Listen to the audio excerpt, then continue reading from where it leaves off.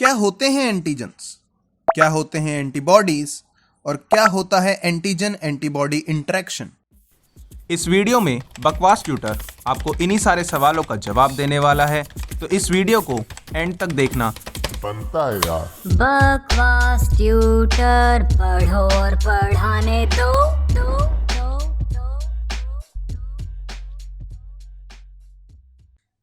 Hey guys, करते हैं आज अपना टॉपिक शुरू। और सबसे पहले जानेंगे यार एंटीजन क्या होते हैं। देखो, एंटीजन की अगर मैं बात करता हूं तो एंटीजन में हमारे पास दो तीन टर्म्स आती हैं जो जानना बहुत इंपॉर्टेंट है। देखो, एंटीजन को अगर मैं ओरली पहले समझाऊं तो एंटीजन कोई एक सब्सटेंस होता है, कोई एक मॉलिक्यूल होता है जो एक इम्यून सिस्टम के इम्यून रिस्पॉन्स को क्या करेगा, जनरेट करेगा, हमारे पास स्टिमुलेट करेगा। मतलब समझ लो, इम्यून सिस्टम का इम्यून रिस्पॉन्स को जनरेट करने वाले सब्सटेंसेस और molecule, that is termed as antigen, that is termed as antigen. Antigen समझ में आ रही है बात भाई? एंटीजन क्या है? एक ऐसे सब्सटेंसेस हैं, ऐसे मॉलिक्यूल्स हैं जो कि इम्यून सिस्टम के इम्यून रिस्पॉन्स को जनरेट करने का काम करते हैं। अब ध्यान से समझेंगे। अब एंटीजन की अगर हम बात करें तो एंटीजन में हमने क्या करा कि दैट जनरेट्स ऐसे मॉलिक्यूल, ऐसे substances that generates the immune response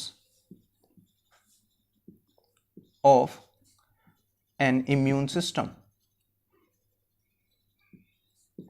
immune system के इम्यून रिस्पॉन्स को जनरेट करने वाले ऐसे सब्सटेंसेस, ऐसे मॉलिक्यूल्स को हम एंटीजन बुलाते हैं।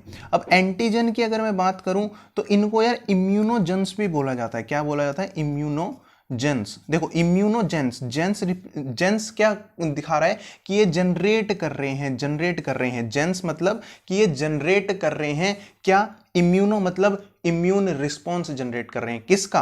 इम्यून सिस्टम का। अब यार इम्यून सिस्टम का इम्यून रिस्पॉन्स जनरेट करने का मतलब क्या होता है कि हमें पता है यार इम्यून सिस्टम क्या करेगा? एंटीबॉडीज जनरेट करेगा। कोई अगर फॉरेन मटेरियल आ रहा है, एंटीजन इज बेसिकली हमारे पास क्या है, ज्यादातर केसेस में फॉरेन मटेरियल ही होता है जिसको बॉडी आइडेंटिफाई नहीं कर पा रही है। अगर बॉडी अब किसी चीज को आइडेंटिफाई नहीं कर पा रही है तो बॉडी उसके अगेंस्ट क्या करती है? एक इम्यून रिस्पॉन्स मतलब एंटीबॉडीज रिलीज करती है ताकि उसको डिस्ट्रॉय कर सके। बिकॉज भाई खुद का जान पहचान का नहीं है ना, खुद का जान पहचान का नहीं है तो उसके सामने वो क्या करेगी? इम्यून रिस्पॉन्स जनरेट करेगी, एंटीबॉडीज को रिलीज करेगी। दैट इम्यून सिस्टम का जो रिस्पॉन्स है that is termed as immune response. और इम्यूनोजेंस किसको बोल रहे हैं? एंटीजेंस को बोल रहे हैं। क्यों बोल रहे हैं? मैंने बता दिया, जनरेशन कर रहा है किसका? इम्यून रिस्पॉन्स का। इसके बाद अगर हम बात करें कि यार एंटीजेंस में एक साइट होती है, एंटीजेंस में एक साइट होती है that is called as the epitope site, that is called as the epitope site. बहुत इंपॉर्टेंट है ये, है ना। अगर बात करते हैं कि एंटीजेंस के अंदर एपिटोप साइट कौन सी होती है, एक ऐसी साइट, एपिटोप साइट एंटीजेंस की वो स्पेसिफिक साइट होती है जिससे वो एंटीबॉडी पे अटैच होगा। मतलब एंटीबॉडी पे अटैच होने वाली साइट जो होती है एंटीजन की, that is termed as epitope. तो इतनी बात आप ध्यान रखेंगे कि एंटीजन क्या होते हैं, इम्यूनोजेंस किसको बोलते हैं? एंटीजेंस को ही बोलते हैं। क्यों बोलते हैं वो मैंने बता दिया। उसके साथ साथ हमारे पास क्या है कि यार epitope is the site, specific site of the antigen that will bind to the antibody. Antibody से अटैच होने वाली स्पेसिफिक साइट किसकी? एंटीजन की, that is termed as the epitope. इतनी बात ध्यान रखेंगे, क्लियर होनी बात। अब आगे हम बात कर लेते हैं कि यार एंटीजन समझ में आ गया। एंटीजन के बारे में अगर हम बात करते हैं, आगे हमारा वर्ड आता है इसी टॉपिक में कि एंटीजन एंटीबॉडी इंटरेक्शन। एंटीजन समझ में आ गया, एंटीबॉडी पढ़ेंगे। एंटीबॉडी के बारे में अगर मैं बात कर लेता हूं तो एंटीबॉडी का स्ट्रक्चर अगर हम देखें, एंटीबॉडी का अगर थोड़ी जर्नल इंफॉर्मेशन में लेने की कोशिश करूं तो एंटीबॉडी हमारे पास क्या है? एंटीबॉडी हमारे पास एक वाई शेप्ड मॉलिक्यूल है। याद रखेंगे, वाई शेप्ड मॉलिक्यूल होता है जो कि एक इम्यून रिस्पॉन्स के टाइम पे जनरेट होता है against the antigen. Against the antigen एक वाई शेप्ड मॉलिक्यूल हमारे पास इम्यून सिस्टम से रिलीज होता है जो कि डिस्ट्रॉय करने की कोशिश करता है एंटीजन्स को। तो वाई शेप्ड मॉलिक्यूल है, याद रखेंगे। वाई शेप्ड मॉलिक्यूल में हमारे पास कुछ ऐसा स्ट्रक्चर बनता है, ध्यान से समझेंगे। ये चीज हमारे पास वाई शेप स्ट्रक्चर है, बड़ा रफ डायग्राम है। ध्यान से समझने की कोशिश करेंगे कि इधर वाली ये जो चेन है, हमारे पास दो लाइट चेन्स होती हैं और दो हैवी चेन्स होती हैं, दो लाइट चेन्स एंड दो हैवी चेन्स। तो हमारे पास क्या हो गया, ये पूरी जो है हमारे पास ये लाइट चेन निकल के आती है, ये लाइट चेन है, इधर की साइड लाइट चेन हो गई और इधर की साइड लाइट चेन हो गई, ये लाइट चेन हो गई। और ये पूरी जो दिख रही है, ये वाली पूरी जो दिख रही है, this is termed as heavy chains, this is termed as heavy chains. समझ में आ रही है बात। दो एंटीबॉडी के अंदर क्या है, हमारे पास दो लाइट चेन्स हैं, दो हैवी चेन्स हैं। This is also a heavy chain molecule, this is also a heavy chain molecule. तो दो हैवी चेन्स, दो लाइट चेन्स। इसके ऊपर अगर मैं बात कर लेता हूं तो ये इतना पोर्शन, खाली इतना पोर्शन, ये वाला आप मेरे हाथ देखें कि इतना पोर्शन, इसको बोलते हैं फैब, इसको बोलते हैं, हम बोल सकते हैं क्या, Fab, fragment antigen binding site. समझ रहे हो बात को, फ्रेगमेंट एंटीजन बाइंडिंग साइट, कि ऐसा एंटीबॉडी का वो साइट जहां पे एंटीजन आके चिपकेगा, एंड दैट पूरा site is termed as paratope. Paratope, paratope बोलो या पैराटोपिक साइट बोलो, क्या बोलेंगे, पैराटोप या पैराटोपिक साइट। समझ में आ रही बात। देखो एपिटोप एंटीजन की वो साइट थी जिसपे एंटीबॉडी आके लग रहा था, जबकि एंटीबॉडी के अंदर वो साइट जिसपे एंटीजन आके लगेगा, that is called as the paratopic site. इतनी बात आप ध्यान रखेंगे, ये फैब में ही निकल के आता है, फैब में। और नीचे है ये एफसी, एफसी क्या करता है, एफसी एक स्पेसिफिक एंटीजन को देखेगा, रिकॉग्नाइज करेगा कि हाँ ये एंटीजन है, ये एंटीबॉडी इस पे अटैक कर सकता है, और जो पार्ट वो अटैक करवा रहा है, अटैक करेगा, जिस पार्ट से वो अटैच होगा एंटीजन पे, that is called as the paratopic site. और ये पैराटोपिक साइट फैब का पार्ट है। इतनी बात आप ध्यान रखेंगे, इतनी बात आपको क्लियर होनी चाहिए, ठीक है। अब अगर हम बात करें two heavy chains, two light chains की हमने बात कर ली, एंटीजन एंटीबॉडी की बात कर ली। अब हम बात करते हैं यार एंटीजन एंटीबॉडी इंटरेक्शन, जो हमारा मेन टॉपिक निकल के आता है। देखो एंटीजन एंटीबॉडी इंटरेक्शन से पहले थोड़ा सा और इंफॉर्मेशन अगर मैं देखूं तो थोड़ी सी एक एंटीजन की इंफॉर्मेशन और देख लो कि एंटीजन में ना हमारे पास नेचर ऑफ एंटीजन समझ लो थोड़ा सा यार। एंटीजन के जो नेचर है, नेचर मतलब किस किस तरीके के, किस किस फॉर्म में हमारे पास एंटीजन्स मिल सकते हैं, इतनी बात आप ध्यान रखेंगे। ये हमारे पास मिल सकते हैं हमारे पास पॉलीसेक्राइड्स की फॉर्म में, पॉलीसेक्राइड्स की फॉर्म में। पॉलीसेक्राइड्स आप समझ गए होंगे, शुगर्स की फॉर्म में होता है पॉलीसेक्राइड्स। सेकंड हमारे पास निकल के आता है प्रोटीन। प्रोटीन मोस्ट इंपॉर्टेंट है यार, प्रोटीन जो होता है वो मोस्ट इंपॉर्टेंट। टिक करेंगे कि most of the antigens protein nature के होते हैं, और प्रोटीन नेचर के होते हैं। उसके बाद सबसे मोस्ट अबंडेंट निकल के आता है पॉलीसेक्राइड्स, एंड थर्ड ये लीस्ट अमाउंट के होते हैं। ज्यादातर nucleic acid type of antigens हमें देखने के लिए नहीं मिलते हैं, ठीक है। तो हमारे पास सबसे मोस्ट इंपॉर्टेंट प्रोटीन निकल के आता है। तो एंटीजन्स में मेरे को आपको नेचर बताने थे, जिसमें मैंने आपको बताया कि पॉलीसेक्राइड्स हो सकते हैं, प्रोटीन्स हो सकते हैं, और न्यूक्लिक एसिड्स हो सकते हैं। इतनी बात आप ध्यान रखेंगे। सबसे मोस्ट इंपॉर्टेंट निकल के आता है हमारे पास यार प्रोटीन्स, उसके बाद polysaccharides, and the last but not the least nucleic acid type के भी निकल के आते हैं। बट एंटीबॉडी की अगर मैं बात करूं, ये भी हमारे पास कैसे होते हैं, प्रोटीन नेचर के होते हैं। इतनी बात आप ध्यान रखेंगे, ठीक है जी। प्रोटीन नेचर के होते हैं, अमाइनो एसिड से बने होते हैं। आपको पता ही है कि भाई प्रोटीन का जो मोनोमेरिक यूनिट है, प्रोटीन एक बड़ा मॉलिक्यूल है, पॉलीमर है, तो उसका मोनोमेरिक यूनिट अमाइनो एसिड्स होगा। तो एंटीबॉडी का नेचर भी प्रोटीनिशियस होता है, जबकि एंटीजन्स का भी प्रोटीनिशियस मोस्टली मैं बात कर रहा हूं वही होता है। बट पॉलीसेक्राइड्स भी हो सकता है और न्यूक्लिक एसिड टाइप भी हो सकता है। इतनी बात आप क्लियर रखेंगे, ठीक है। अब हम बात कर लेते हैं यार एंटीजन एंटीबॉडी इंटरेक्शंस की। एंटीजन एंटीबॉडी इंटरेक्शंस की अगर मैं बात करता हूं तो देखो, अगर मैं बात करता हूं यहां पे कि मान लो कि ये एक बॉडी है, फॉर एग्जांपल एक मान लो ये बॉडी है, इसके अंदर कोई एक एंटीजन आया एजी, ठीक है। देखो ये एंटीजन आया तो इसके बाद ये क्या करेगा भाई, इम्यून रिस्पॉन्स को जनरेट करेगा, क्योंकि ये पार्टिकल ही ऐसा है, मैंने आपको डिफाइन में बताया, ये इम्यून रिस्पॉन्स को जनरेट करेगा। इम्यून रिस्पॉन्स को जब जनरेट करेगा तो इसके अगेंस्ट में एक एंटीबॉडी रिलीज होगी, तो ये जो एंटीजन है और ये एंटीबॉडी है आपस में रिएक्शन करेंगे, आपस में इंटरेक्ट करेंगे। समझ में आ रही बात। देखो एंटीजन आया, एंटीबॉडी रिलीज हुई, इम्यून रिस्पॉन्स हुआ, और इसके बीच में ये रिएक्शन होगी, that is called as the antigen antibody interaction. अब एंटीजन एंटीबॉडी इंटरेक्शन को ना हम एक जैसे केमिस्ट्री में इक्विलिब्रियम चैप्टर होता था तो उसमें हम एक रिवर्सिबल रिएक्शन के फॉर्म्स में किसी रिएक्शन को एक्सप्रेस करते थे ना, वैसे ही हम एंटीजन एंटीबॉडी रिएक्शंस या इंटरेक्शंस को एक रिवर्सिबल इक्वेशंस की फॉर्म में एक्सप्रेस कर सकते हैं, just like this is the concentration of antigen, कि भाई एंटीजन कितना आया प्लस अगर हम बात करें कि एंटीबॉडी कितनी रिलीज हुई, reversible sign, this is a reversible sign, कि भाई अगर ये बन रहा है ना कॉम्प्लेक्स, एंटीजन एंटीबॉडी कॉम्प्लेक्स बन रहा है तो वो डेसोसिएट भी हो सकता है, this is a reversible sign. And यहां पे हमारे पास एंटीजन एंटीबॉडी कॉम्प्लेक्स बन गया, मतलब समझ रहे हो कि ये हमारे पास क्या है, ये हमारे पास एंटीजन है, ये हमारे पास एंटीबॉडी है, ये हमारे पास एंटीबॉडी है, और ये हमारे पास एंटीजन एंटीबॉडी कॉम्प्लेक्स है।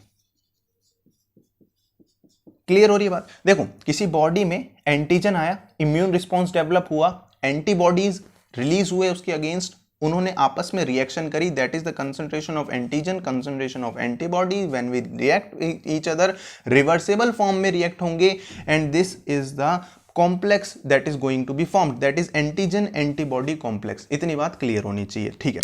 अब ध्यान से समझेंगे, अब इसको, इसी रिएक्शन को, अब नीचे वाली रिएक्शन में मिटा नहीं रहा हूं, अब ध्यान से समझना कि इस रिएक्शन के ना इक्विलिब्रियम कांस्टेंट को या रिएक्शन कांस्टेंट को मैं इक्वेशन मतलब इस फॉर्म में रिप्रेजेंट कर रहा हूं, के ई क्यू, समझ रहे हो? जैसे इक्विलिब्रियम में हम इक्विलिब्रियम कांस्टेंट वो करते थे ना, रिप्रेजेंट करते थे कि भाई product each raise to power their stoichiometric coefficients upon में द प्रोडक्ट वो reactants each raise to power their stoichiometric coefficients. तो यहाँ पे प्रोडक्ट क्या है, यहाँ पे हमारे पास क्या है, एंटीजन एंटीबॉडी जो कॉम्प्लेक्स बना हुआ है वो प्रोडक्ट है, और रिएक्टेंट हमारे पास ये दोनों है।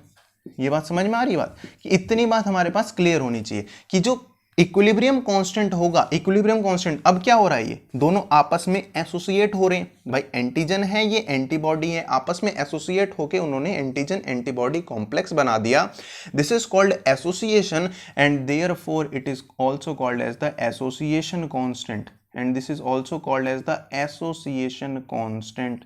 इतनी बात आप ध्यान रखेंगे कि भाई अगर ये इक्विलिब्रियम कांस्टेंट है बट एंटीजन एंटीबॉडी आपस में एसोसिएट कर रहे हैं कॉम्प्लेक्स बनाने के लिए, तो this is also called as the association constant, AgAb upon में Ag multiplied by AB। This is the criteria, भाई Ag represents antibody, Ag represents antigen, AB represents antibody. इतनी बात आप क्लियर रखेंगे। देखो अगर मैं रिवर्सिबल रिएक्शन की मैं बात करता हूं, अगर मैं इसके रिवर्सिबल रिएक्शन की मैं बात करता हूं तो मेरे पास क्या निकल के आता है, ये चीज निकल के आएगी। देखो अगर मैं रिवर्सिबल रिएक्शन AgAb का जो कॉम्प्लेक्स है, एंटीजन एंटीबॉडी का जो कॉम्प्लेक्स है, उसको मैं इस तरीके से लिखना चाहूं तो भाई मैं बिल्कुल लिख सकता हूं कि जो कॉम्प्लेक्स बना है ना वो टूट भी तो सकता है, और अगर इसके हिसाब से मैं ये लिखूं, कांस्टेंट लिखना चाहूं तो मेरे पास ये कांस्टेंट आएगा। देखो प्रोडक्ट अब ये बन चुके हैं, रिएक्टेंट हमारे पास कॉम्प्लेक्स बन चुका है, बट अब ध्यान से समझना कि जो बनी हुई चीज थी, हमें तो भाई एंटीजन एंटीबॉडी इंटरेक्शन मतलब उसका कॉम्प्लेक्स पढ़ना है ना। अब ये जो कॉम्प्लेक्स है वो डेसोसिएट होने लग गया, अब ये एसोसिएशन वाली कंडीशन नहीं रही। एसोसिएशन वाली कंडीशन क्यों नहीं रही, क्योंकि जो एक कंपाउंड था वो टूट के दो उसमें टूट चुका है, एंटीजन में अलग और एंटीबॉडी में अलग टूट चुका है। This is called dissociation constant. Most important mark करेंगे कि भाई डेसोसिएशन कांस्टेंट हो चुका है चीज। अब पहले क्या था, एसोसिएशन कांस्टेंट था, अब क्या है हमारे पास, ये डेसोसिएशन कांस्टेंट है। क्लियर हो रही है बात? भाई जो कॉम्प्लेक्स बना था वो टूट चुका है, पहले जो कॉम्प्लेक्स बन रहा था उसके लिए हमने एसोसिएशन कांस्टेंट बोला, जो कॉम्प्लेक्स बन चुका वो टूट रहा है उसके लिए हमने डेसोसिएशन कांस्टेंट बोला। इतनी बात आप क्लियर रखेंगे, कोई दिक्कत वाली बात होनी नहीं चाहिए इसमें, ठीक है। तो इतनी बात क्लियर हो गई।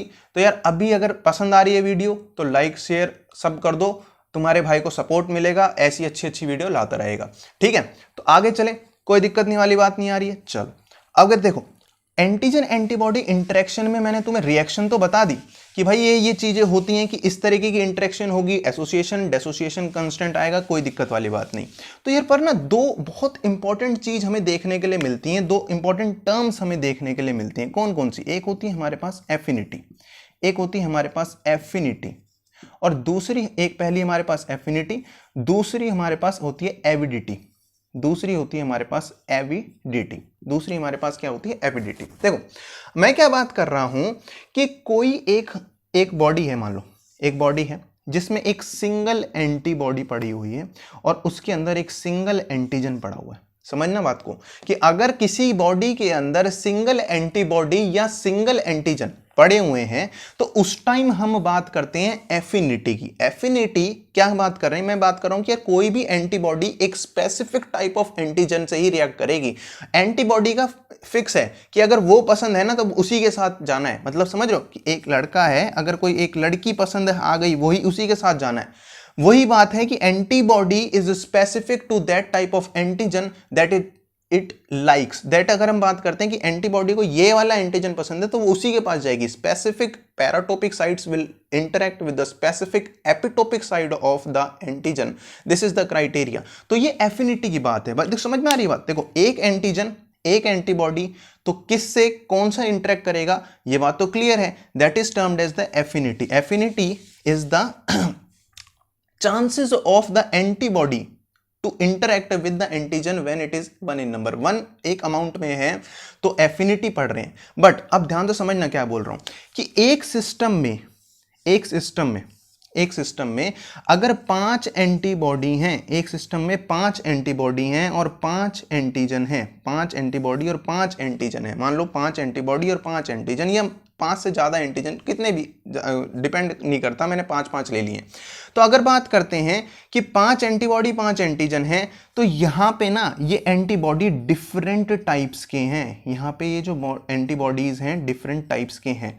तो अब ध्यान से समझना, एविडिटी की मैं बात करूं तो वो हम कब स्टडी करेंगे? जब किसी सिस्टम में more than 1 type of antibody हो। क्या हो? कि किसी सिस्टम में more than 1 type of antibody हो तो उस टाइम हम एविडिटी को एक्सप्लेन करते हैं। एविडिटी है एक्चुअली में वही कि भाई किस तरीके का एंटीजन कितनी एफिनिटी दिखा रहा है किस टाइप ऑफ एंटीजन के लिए। But the difference is that यहां पे वो कांस्टेंट नंबर है, यहां पे वो नंबर इंक्रीज हो चुका है कि different types of antibodies are present here avidity में।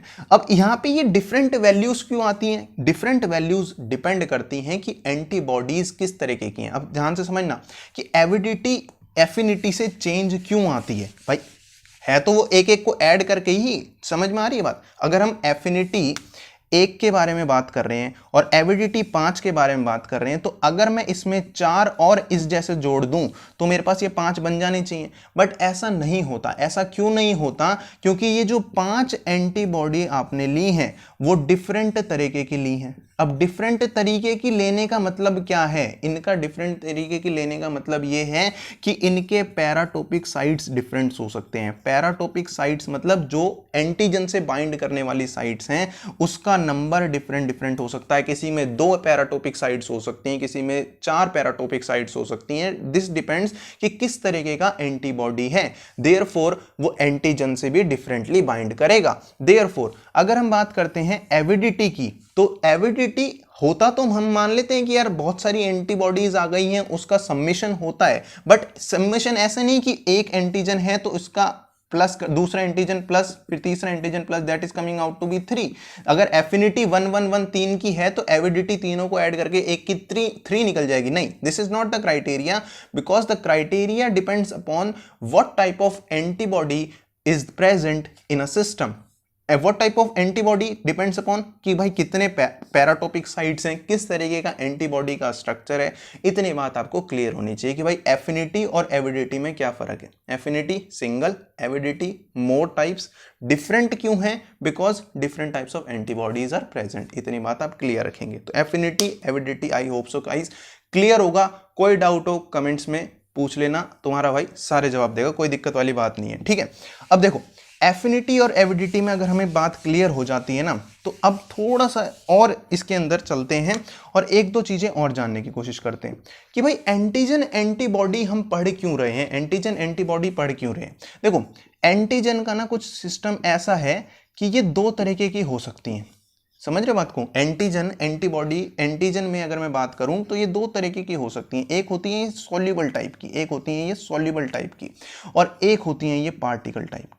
मैं समझ रहे हो बात को कि भाई अगर ये सॉल्युबल टाइप है और अगर ये पार्टिकल टाइप है antigen soluble type, particle type.